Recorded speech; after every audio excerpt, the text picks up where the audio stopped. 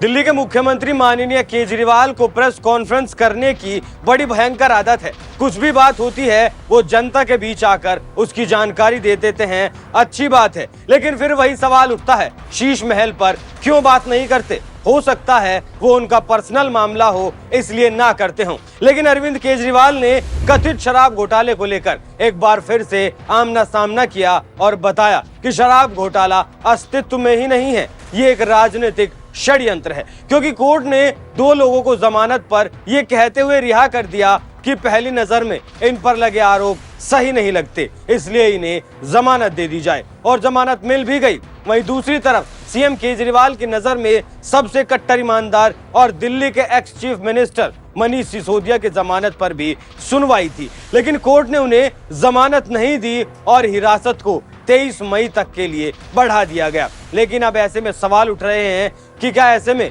मनीष सिसोदिया दोषी हैं? आज बात अरविंद केजरीवाल की इसी प्रेस कॉन्फ्रेंस पर करेंगे। नमस्कार, एनएमएफ न्यूज देख रहे हैं आप, मैं हूं आपके साथ अभिषेक पुंडीर।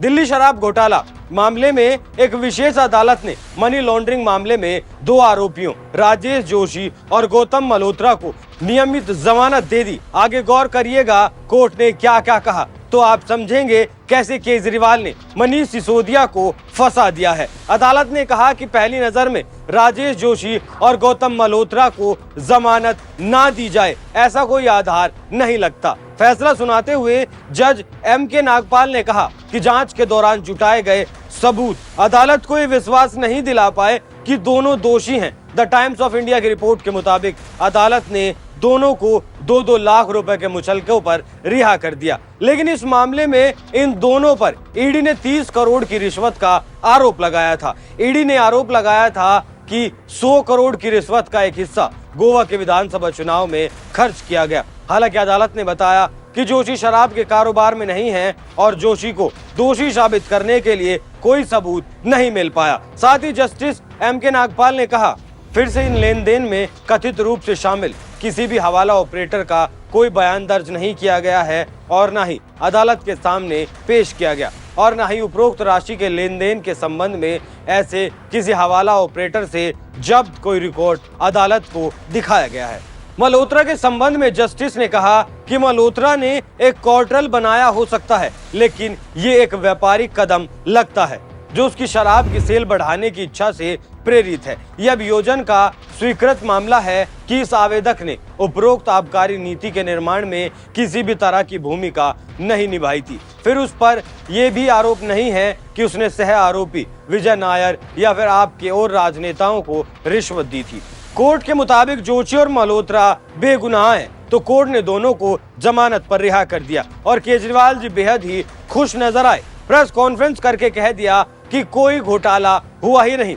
लेकिन सीएम ने ये नहीं बताया कि मनीष सिसोदिया की जमानत क्यों मंजूर नहीं की गई। पहले आप सीएम केजरीवाल को सुनिए, उसके बाद आपको आगे की कहानी बताऊंगा।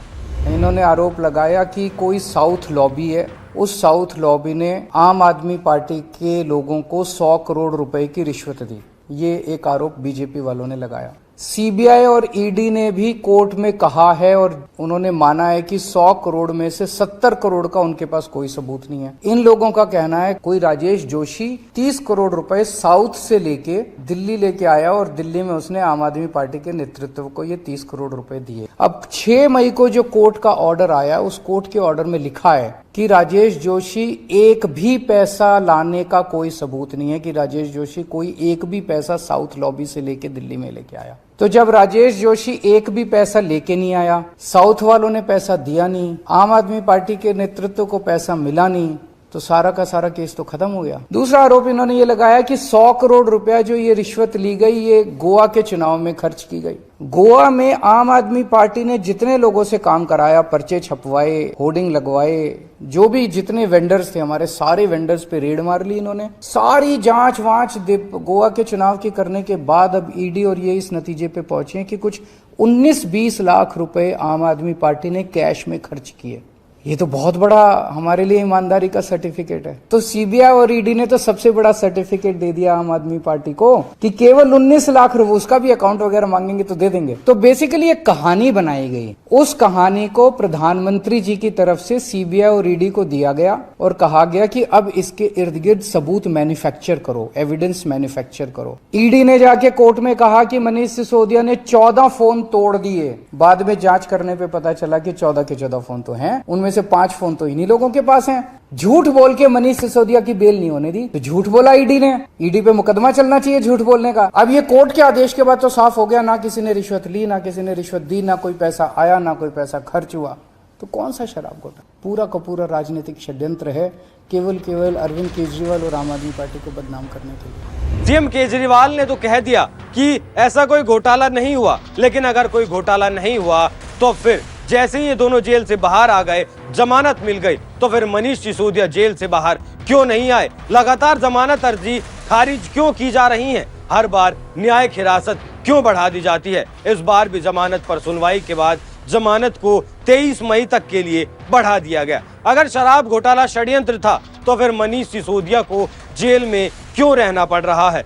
कहीं केजरीवाल इस बात को तो नहीं कहना चाहते जो लिप्त नहीं थे वो बाहर आ गए और जो लिप्त हैं वो बाहर नहीं आ रहे। केजरीवाल साहब ने तो प्रेस कॉन्फ्रेंस करके कहीं सिसोदिया को फंसा तो नहीं दिया, कहीं सिसोदिया की मुश्किलें अब और ज्यादा बढ़ने वाली तो नहीं है। और अगर घोटाला नहीं हुआ तो फिर नई शराब नीति को वापस करके पुरानी शराब नीति को क्यों लागू किया गया? सीबीआई ने मनीष सिसोदिया को पूरे घोटाले का सरगना बताया है। दिल्ली के पूर्व उप मुख्यमंत्री मनीष सिसोदिया गंभीर आर्थिक अपराध में शामिल हैं। ये अपराध के तौर तरीकों को उजागर करने के लिहाज से जरूरी है। सिसोदिया की जमानत याचिका का विरोध करते हुए सीबीआई ने एक संक्षिप्त लिखित उत्तर में ये दलील दी थी कि याचिका में कोई दम नहीं है और ये मामले की जांच की प्रगति को विफल करने के लिए कानून की पेचीदगियों का दुरुपयोग करने का प्रयास है। सीबीआई ने इस पर तर्क दिया था, सिसोदिया साजिश के सरगना और शिल्पकार हैं और उनका प्रभाव और दबदबा उन्हें सह आरोपी के साथ किसी भी समानता के लिए अयोग्य बनाता है। वहीं आप नेता ने उच्च न्यायालय से उन्हें जमानत देने का आग्रह किया और दावा किया कि उन्हें कथित अपराध की आय से जोड़ने वाला कोई साक्ष्य नहीं मिला है। इसके बाद भी सुनवाई हुई, लेकिन हर बार जमानत याचिका खारिज होती गई। लगातार जमानत याचिका खारिज होना इस बात की पुष्टि करता है कि गड़बड़ तो जरूर है। वैसे आप नेताओं के चेहरों की हवाइयां उड़ी हुई साफ देखी जा सकती हैं। आप अरविंद केजरीवाल की इस प्रेस कॉन्फ्रेंस पर क्या राय रखते हैं, हमें कमेंट करके जरूर बताएं और साथ ही सुनिए इस पर गौरव भाटिया का क्या कहना है। नाम है मनीष सिसोदिया। ये सर्वोच्च न्यायालय गए थे। कट्टर बेईमान मनीष सिसोदिया सर्वोच्च न्यायालय गए, कहने लगे राहत मिलनी चाहिए और सर्वोच्च न्यायालय ने कहा we are not inclined to entertain the petition under article 32 of the constitution at this stage. The petition is accordingly disposed of. कोई रिलीफ नहीं मिला। सर्वोच्च न्यायालय ने यह कहा मनीष सिसोदिया के। मनीष सिसोदिया के पिटिशन में जो ऑर्डर होता है वो कोई नहीं बता रहा। एक और अभियुक्त का जो बेल ऑर्डर है उसमें बता रहे हैं कि कोई दोष सिद्ध नहीं होता है। दूसरी बात यह बड़ा अहम है कि 31 मार्च को देखिए, फिर देखिए, नाम लिखा है ऊपर Manish Sisodia versus central bureau of investigation. न्यायालय ने इनकी बेल रिजेक्ट कर दी, मनीष सिसोदिया की बेल रिजेक्ट कर दी। और यह बताना अति आवश्यक है यहां पे कि क्या कहा कि मोबाइल फोन थे, साक्ष्य और प्रमाण को कोई नष्ट कर रहा था, तो वो भ्रष्टाचारी मनीष सिसोदिया कर रहे थे। एक बहुत महत्वपूर्ण लाइन है यहां पे, आपके समक्ष रख दूंगा, न्यायालय के आदेश से ही रख रहा हूं, para 44। Thus it is clear from the above discussion that the applicant had played the most important and vital role in the above criminal conspiracy, and he had been deeply involved in the formulation as well as implementation of the said policy. to ensure achievement of objectives of the said conspiracy. Hence, in opinion of this court, the allegation made against the applicant, Manish Sisodiya जो हैं, are serious in nature. अब मनीष सिसोदिया की bail application में CBI court bell नहीं देता है और ये कहता है कि ये सारा जो शराब घोटाला है, ये मनीष सिसोदिया इसके मुख्य अभियुक्त हैं और हम बेल नहीं देंगे। इस आदेश के खिलाफ वो उच्च न्यायालय गए हैं जिसमें नोटिस हुआ है। उच्च न्यायालय में नोटिस हुआ है, अभी कोई फैसला नहीं हुआ, तो दूसरे के बेल ऑर्डर से आप तो न्यायालय का अपमान कर रहे हैं। दिल्ली उच्च न्यायालय को संज्ञान लेना चाहिए कि एक पेंडिंग मैटर में मनीष सिसोदिया जो मुख्य अभियुक्त हैं कहते हैं कि इस मामले में कुछ है नहीं और उनकी खुद की बेल पेंडिंग है।